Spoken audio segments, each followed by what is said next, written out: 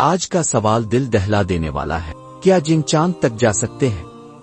آئیے اسلام خلائی سائنس اور ناسا کے حوالے سے اس راز کو سمجھنے کی کوشش کرتے ہیں۔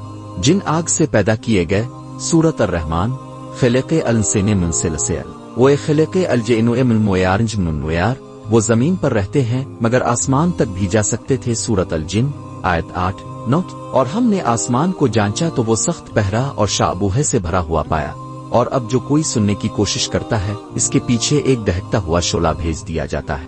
پہلے وہ آسمان پر جا کر فرشتوں کی باتیں سنتے تھے، غیب کی خبریں لینے کے لیے۔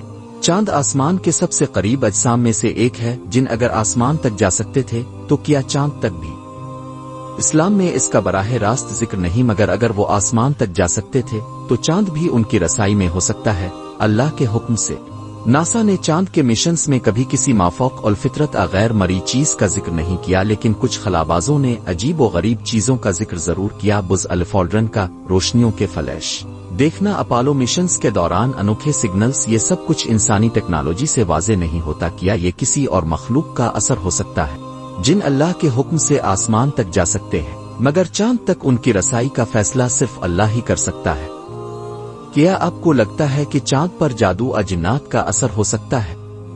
اپنی رائے کمنٹ میں ضرور دیں اور ویڈیو کو لائک اور شیئر کرنا نہ بھولیں۔